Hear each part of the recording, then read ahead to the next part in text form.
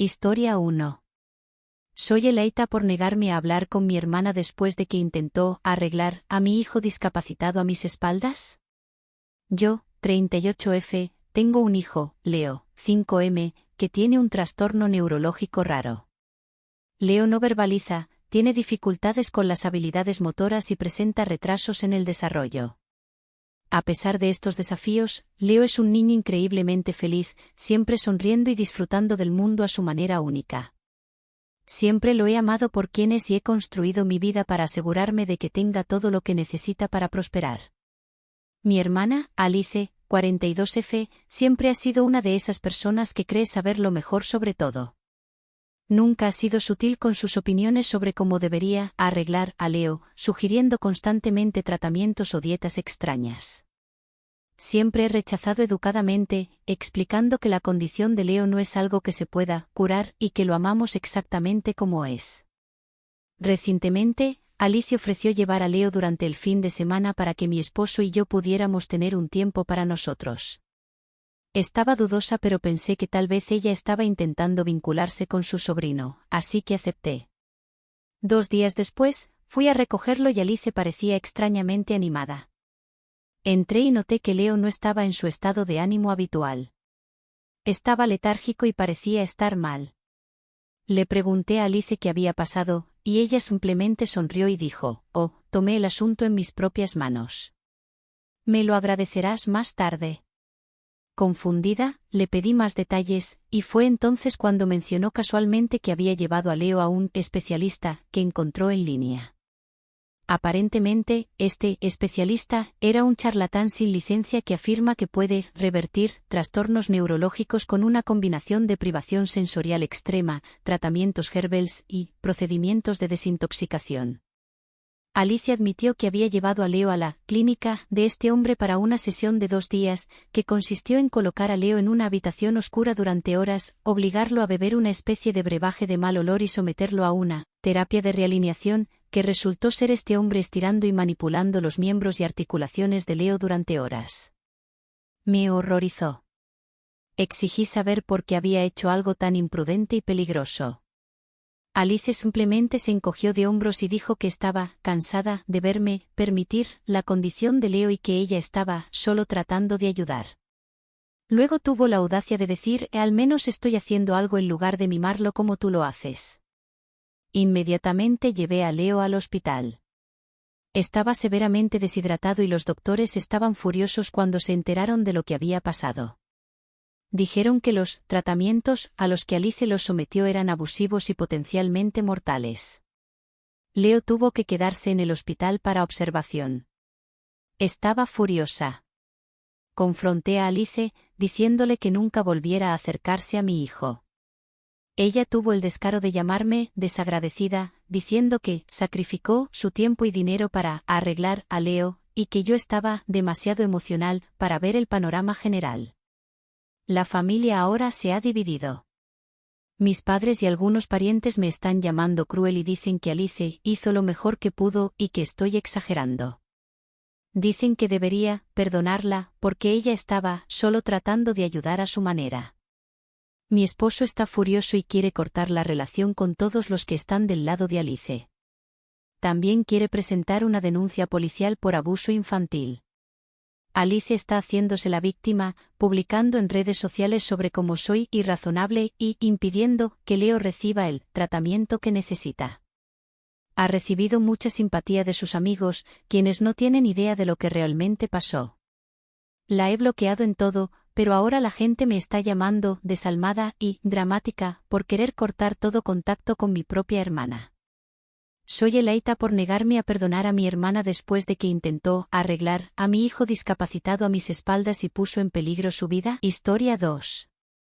Soy eleita por decirle a mi hijo que alguien lastimó a su mamá cuando era pequeña sin su permiso. Yo, 36M, me casé con mi amor de la universidad y tenemos 3 hijos juntos, 6M, 3M y 0F. Mi hija nació hace poco menos de 6 meses, y el periodo posparto ha sido difícil para mi esposa. Mi esposa tuvo una infancia difícil. Fue abusada sexualmente por un pariente mayor y no recibió apoyo de sus otros parientes cuando denunció su situación. Como resultado, no está en contacto con su madre, su padre ni con sus dos hermanos mayores. Mi esposa hizo todo lo que se supone que debe hacer después de ser abusada, incluyendo presentar una denuncia a la policía e ir a terapia. Pero aún lucha con lo que ocurrió cuando era más joven. Tiene PTSD y depresión, pero ha tenido todo bajo control durante años. Sin embargo, algo le pasó a mi esposa una vez que nació nuestra hija. Noté que no estaba en su estado habitual de alegría, pero inicialmente pensé que solo se estaba ajustando a tener un nuevo bebé. También noté que no parecía estar vinculándose con nuestra hija de manera tan natural como lo hacía con nuestros hijos. Cuando nuestra bebé tenía alrededor de 4 meses, mi esposa me dijo que estaba teniendo pesadillas terribles sobre algo que le pasaba a nuestra hija. Me dijo que no podía dejar de pensar en lo que le había pasado y se sentía desesperanzada. Intenté ayudarla, pero nada parecía funcionar. Hace aproximadamente un mes, llegué a casa y encontré a mi esposa tendida en el suelo del baño llorando. Sostenía una botella de pastillas y decía que quería morir. Llamé al 911 inmediatamente. Mi esposa fue ingresada en el hospital durante aproximadamente una semana. Por suerte, los niños estaban con mi madre cuando esto ocurrió. Mi esposa nunca habría hecho nada mientras los niños estuvieran en casa, así que no vieron ni oyeron nada. Mis dos pequeños eran demasiado jóvenes para entender, pero mi madre y yo le dijimos a mi hijo mayor que su madre está lidiando con algo de tristeza y que tuvo que quedarse en el hospital un tiempo hasta que se sintiera mejor. Mi hijo estaba increíblemente angustiado mientras mi esposa estaba fuera. Es sensible y está increíblemente unido a su madre. Traté de consolarlo diciendo que los doctores la iban a ayudar, pero mi hijo seguía triste. Mi hijo preguntó por qué su mamá estaba tan triste una noche y yo, en pánico, le dije que un adulto le había hecho cosas malas cuando era pequeña y que eso la hace sentir triste a veces. Él no entendió, y yo le dije que alguien la había tocado en lugares que no eran apropiados. Mi hijo aceptó mi respuesta y no hizo más preguntas. Mi esposa ahora se siente mucho mejor y se siente terrible por lo que pasó. Realmente creo que la depresión posparto jugó un papel importante en esto, combinado con el tener su primera hija. Mi esposa está haciendo todo lo que se supone que debe hacer y está haciendo un gran esfuerzo por sentirse mejor para mí y para los niños. Estoy increíblemente orgulloso de ella. Ayer, mi hijo mayor fue a una fiesta de cumpleaños y volvió agotado por el bajón de azúcar y por haber jugado todo el día.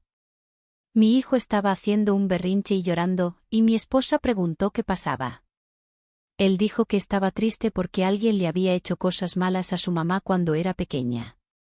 Mi esposa estaba confundida, y yo le expliqué la conversación que tuve con nuestro hijo mientras ella estaba en el hospital. Mi esposa le dijo a mi hijo que ella está bien ahora y que no tiene nada de qué preocuparse. Mi esposa está furiosa conmigo. Dijo que no quería que sus hijos supieran sobre su abuso y se preocuparan por ella, especialmente cuando son tan pequeños.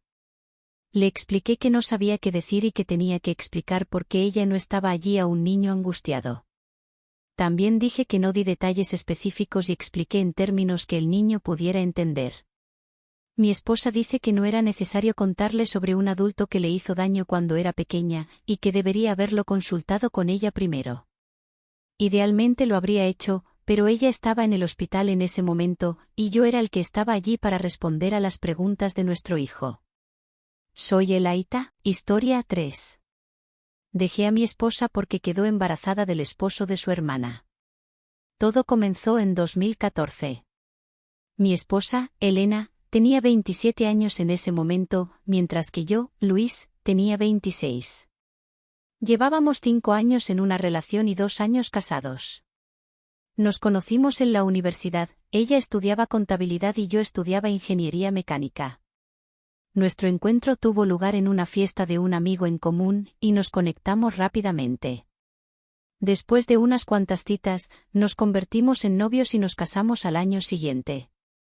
Elena tenía una hermana mayor llamada Adriana, que estaba casada con un amigo de Elena, llamado Ariel.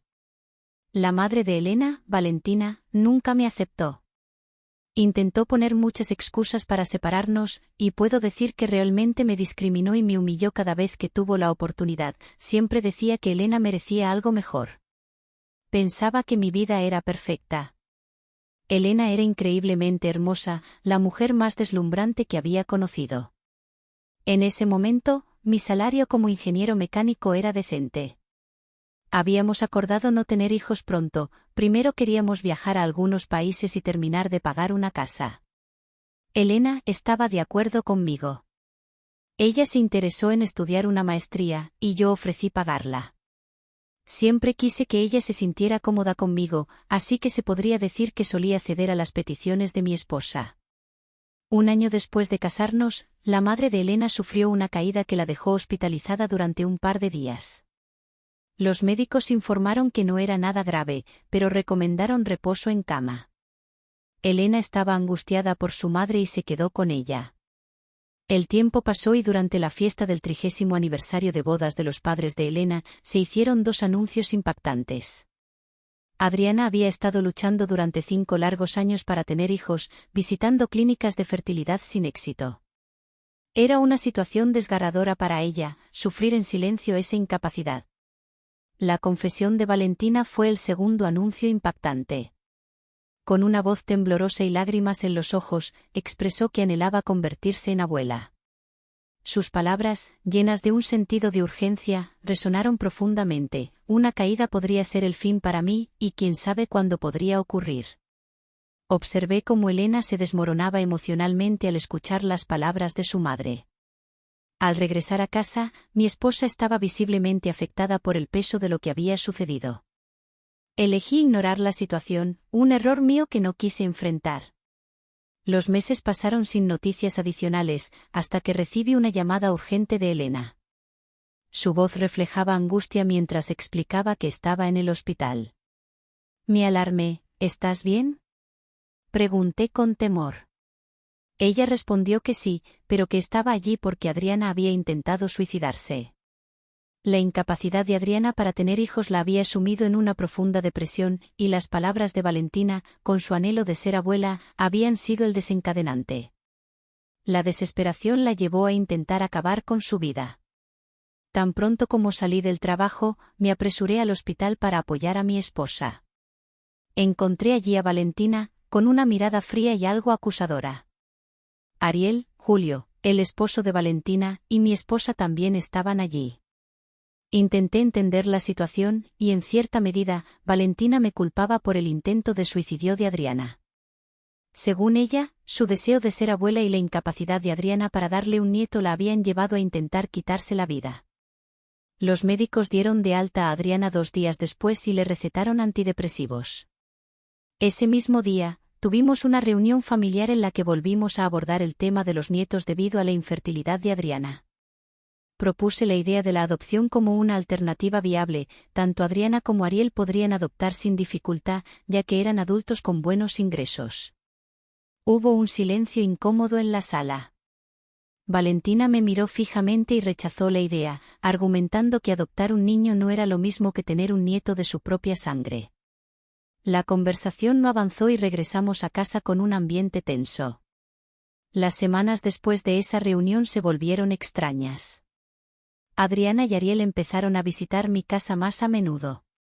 A menudo los escuchaba hablar, pero cuando entraban, guardaban silencio. Parecía un comportamiento extraño, aunque decidí no prestarle mucha atención. Quizás Adriana simplemente estaba pasando por un mal momento y necesitaba estar con su hermana.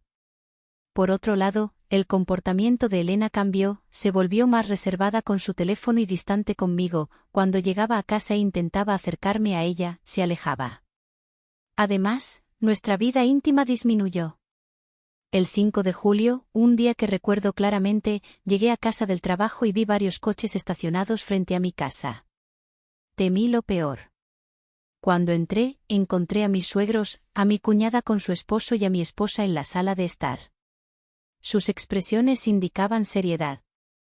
Elena me dijo: «Siéntate, necesitamos hablar». Asentí y me senté. Intenté preguntar qué estaba pasando, pero mi suegra me interrumpió preguntando: «¿Qué solución puedes darnos?». Permanecí en silencio, no entendía a qué se refería. Luego, añadió, sobre mis nietos, traté de sugerir la fertilización in vitro, explicando cómo funcionaba, pero solo encontré disgusto en el rostro de Valentina. En la expresión de la anciana, noté que rechazaba mi propuesta y dijo, tengo otra solución.